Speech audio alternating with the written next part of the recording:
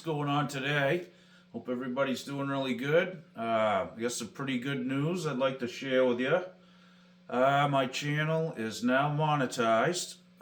It's official. I got a notification today from YouTube, and it takes a little while to figure it out. When you hit 500 subs, you can become a YouTube partner and all that kind of stuff. I'm really terrible with like computer stuff, so it took me a while, but I got everything filled out and submitted it, and they said it would take a month, and it was less than 24 hours. They sent me a notification and said I'm a YouTube partner now. So as far as I know, if I did it right, if you guys want to join and become a member of the channel, you can do that, which is you have like small donation every month if you want to do it. There's three options. I think it's $3, $5, or $10 a month. Okay, and I can do supers and stickers too, I believe. If you guys know what supers are, like super chat and all that kind of stuff. I really don't know much about this yet. I got to do some research here. When I started this, I figured, maybe 5 or 10, 15 of my friends would join and probably dig it, but just for fun and, watching me goof off playing guitar. But as it turns out, there's people all over the globe that are interested in watching me goof off playing guitar. So thank you guys so much for all the support. As this went on, it started out like that with my friends, and then all of a sudden I was getting people from other countries joining, and I was like, wow, I may have to take this serious. This is really just not, goofing off anymore. So, which it still is, don't get me wrong. That's how it's always going to be too. I just want it to be real. I want to have fun. Like to share some stuff with you guys. I like the fact that you guys share information with me too in the comment section. That's really awesome. It's a good learning experience. I've gained a lot of tips and information from you guys as well. So I think it's really cool to have, like my own little community of people that are cool, and we all have the same thing in common. These things, right? And some people that watch the channel don't even play, but they enjoy, the whole thing. So thanks again so much, guys. I really appreciate that. And just for that, I'm going to show you something pretty cool. It's I learned this from Jimmy Herring, great guitar player. Widespread Panic, and even before that, he's played with the Allman Brothers, and this guy's no joke, and a really, really cool, down-to-earth guy from what I've seen in the videos. But he was showing this thing one day, I don't even know where it was, like backstage or something at a gig or whatever, but he was talking about taking two chords like this, and you take the fifth, say this is the root, let's call that the 1, okay, A. So the fifth of A is E, right? So he said, if you take all the notes in A, write them out on a piece of paper, and then write these notes out, write these ones out, overlaid over it. And he called it a synthetic scale. I know it's probably got a name, and it's probably a mode, more or less, but it's for playing over like diminished stuff, like that kind of thing, the blues thing, right, where we walk that down. So if you take these two chords, they do have a weird relation, but they are related. So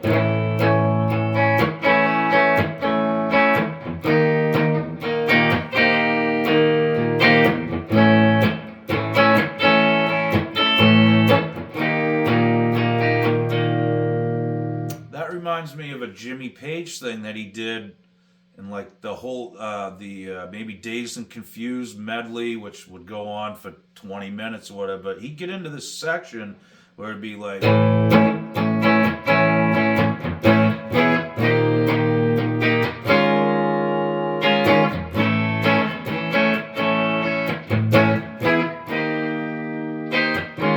that always stuck out to me, those two chords. So anyway, you flat the fifth of whatever root you're playing in. So that's the flat of E, of fifth, which is E, and it's flat. So he said to take those notes and write them out like on a fretboard, diagram. So, and some of these notes may be not in there, but most of them are. And this little scale he taught sounds like this. Kind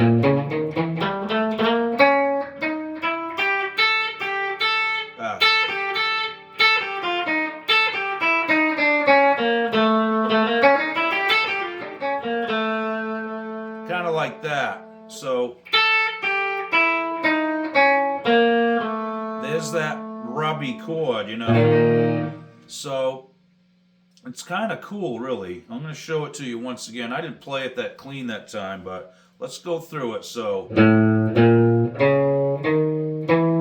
okay, that's the first part. We got E string in the fifth, sixth, then A string in the fourth,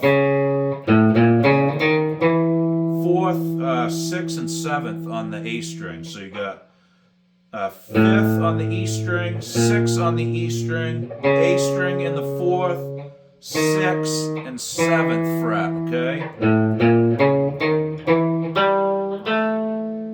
Okay, so we just went to the D string in the fifth and seventh. We're going to add that on, so.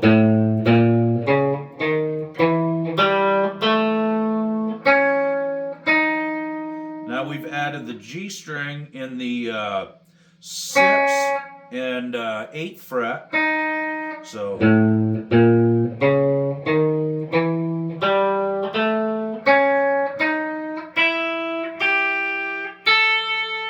okay, so we just added the B string in the fifth and the B string in the eighth, and then the E string on the fifth, which is the root, okay? So, once again, really slow.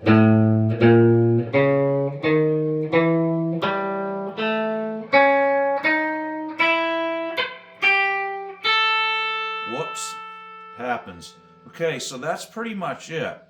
And that's over, you can use it over that stuff, or if you want to put a root on it, let's go with an A, root, right?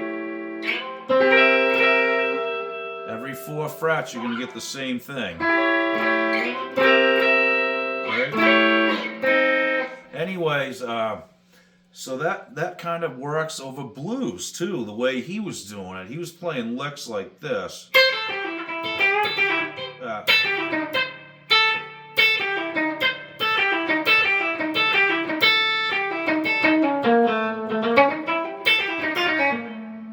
And ended on that.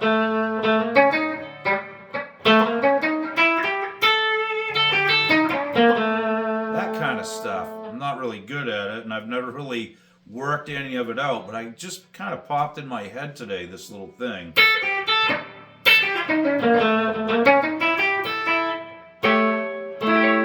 So like, over that stuff. I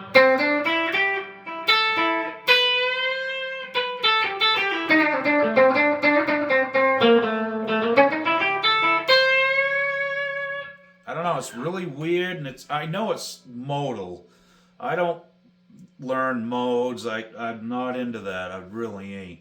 But you got to call them something, right? Anyways, I just thought it was a cool little lick. You know what I mean?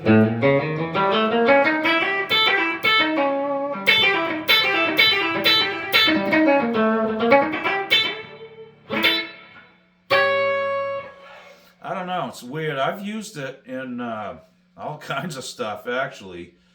Just to, to segregate away from playing just the blues every time,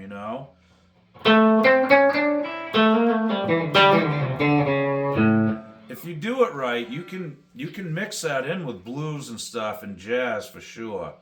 It's really kind of dark and out there, but it really caught my ear as something that I'd like to use here and there. So I'm not playing really clean today, and I haven't played this kind of stuff for a while, but just that right there, it just gives you that kind of feel, and it's really cool, I think, and fun to play. I'm gonna have to start working on that again myself. Uh, but you can do that with any shapes, okay? Even minor chords, okay? Take two chords, write them out, flat the fifth of it, so you can do all kinds of cool stuff with that. And like I said, it's really not so much about this lick, but it's more about the concept of what you can do with it. And, take that concept and apply it to other chords, keys, shapes, minors, majors, major sevens, and that'll open up some doors. I'm going to get into this for a while, doing this same thing and just implying different shapes over it, over the root, and stuff that you normally wouldn't do. Because, I get sick of playing. We all do. The pentatonic scale or the blues scale, I love it. Sounds great, but so does that.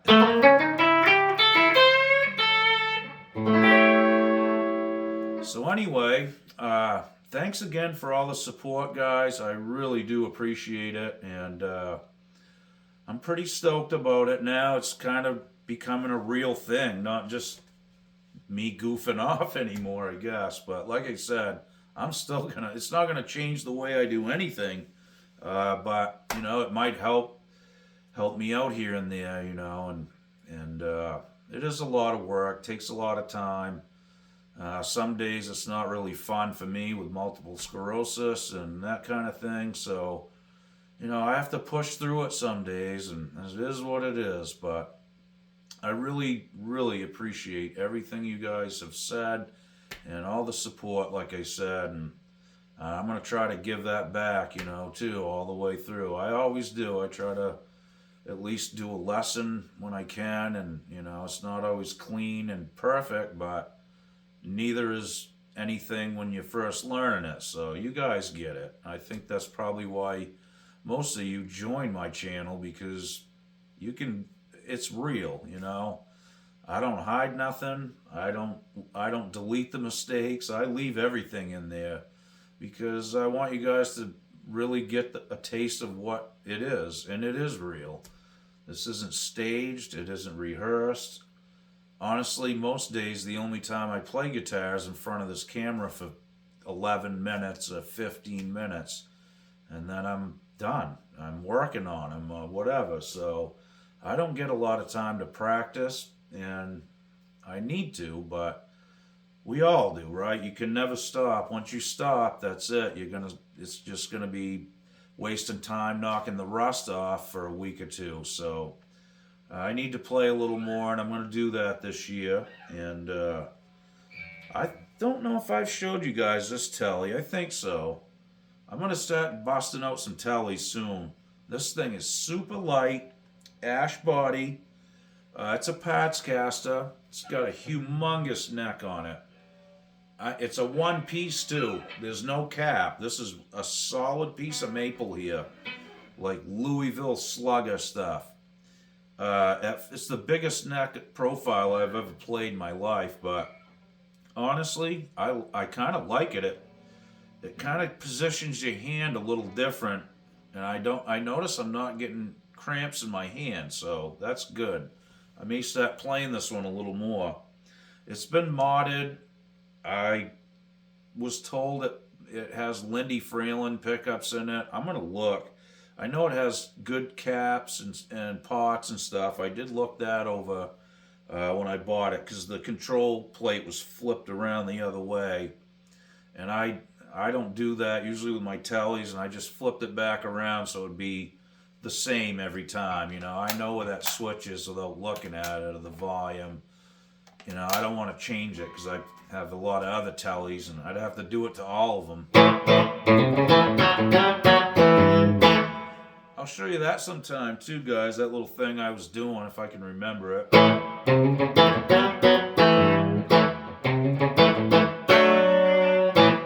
You guys want to learn it? Stick around. Let's do it, all right? So, A, I'm plucking with my middle and ring finger here on the D and G string and the A string open. Okay? So, and I pluck it pretty good and let it stop.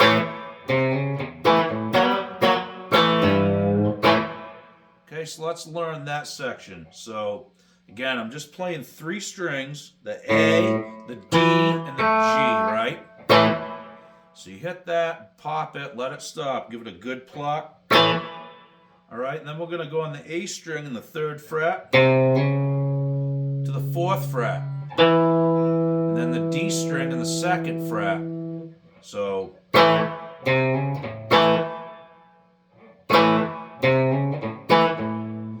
I'm kind of ghosting a note there too, I think. So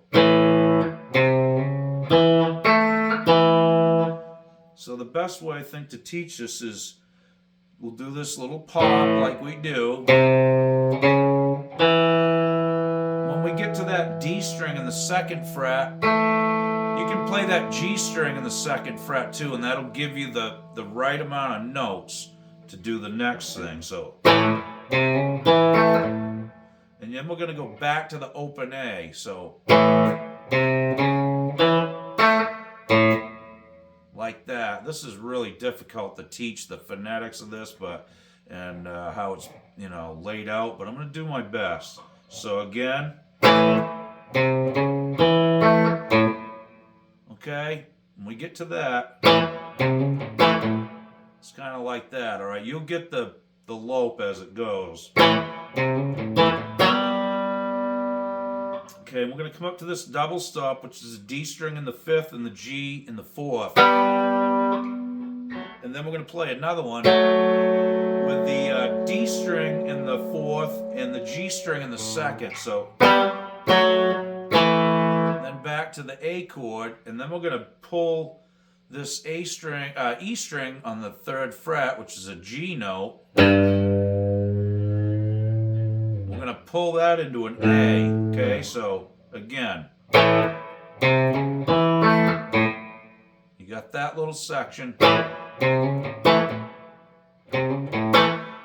know what I mean? Now you can do it 2 ways. I think I did it this way originally.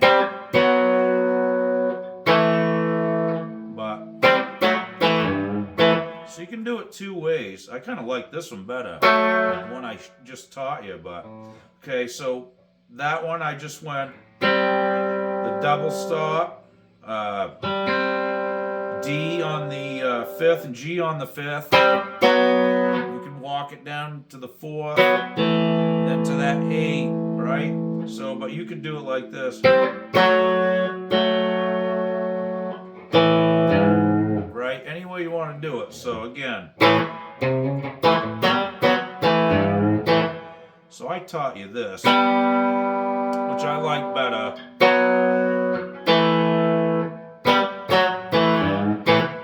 Let's do it this way.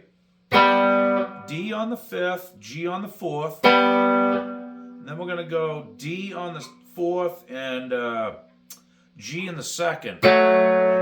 So to the A double stop again. So I like that better. Okay, see, this is what I do. It's just on the fly. If something comes into my head that's better, I'm going to do it. I'm changing it. This is what it is. You guys should do the same. Whatever, you know, don't play these exactly all the time. Make it your own thing, you know, or play it exactly. It's either way, but, you know, it's good to have your own kind of style. This isn't a song or anything. This is just something I made up noodling when I turned the camera on. So Again. Yeah, I like that better. So we got that part down. Got a double stop. Remember, D in the fifth, G in the fourth. Then you got D in the fourth and G in the second. And that's another double stop. Double stop's just two notes played together at the same time. So then pull that G note to an A and then stop. So now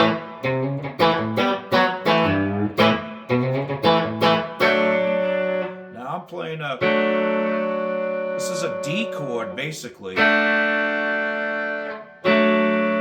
I like that register better. So we got the D string in the fourth and the G string in the second and B string in the third. I like to give that a little wiggle too. Anyway, that's a nice chord. It's just an inversion of D, okay? So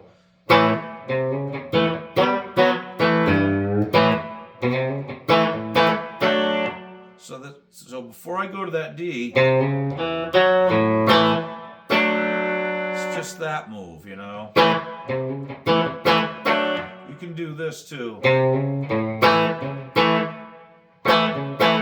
which is just A to this, it's A, and then A string in the fourth, that kind of thing. And then to that D, okay?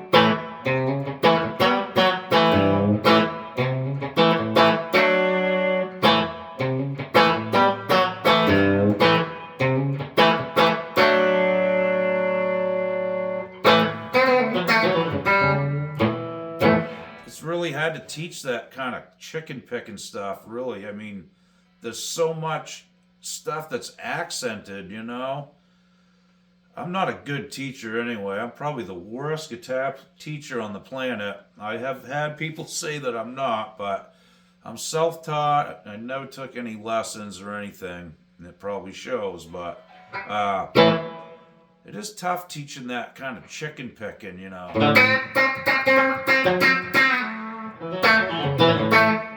You know, but I hope I did it right and give you a couple options there. And I try to do everything really slow, and I try to play it a few times so you can play along, you know.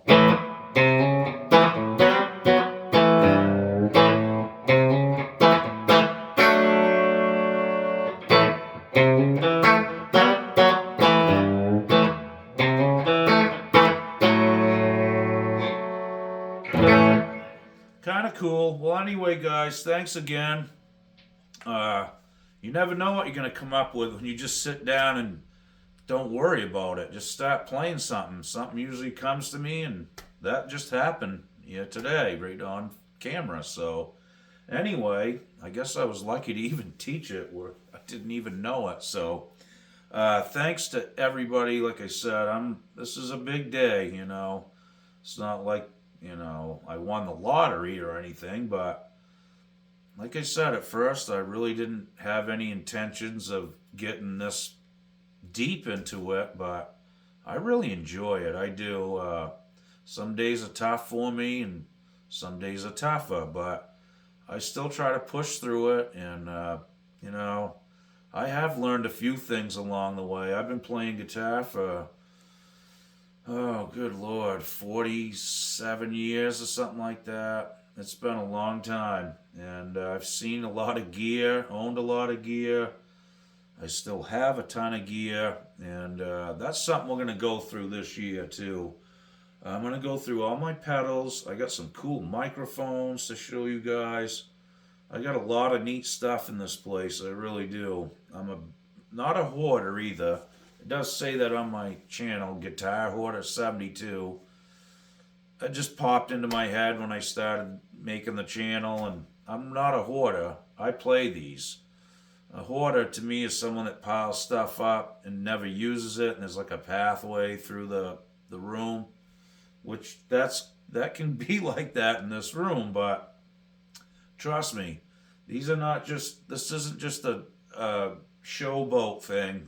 These all get played and ripped on, You know, I can't play them all every day, but I try to give them all a little bit of love when I can. You know what I mean?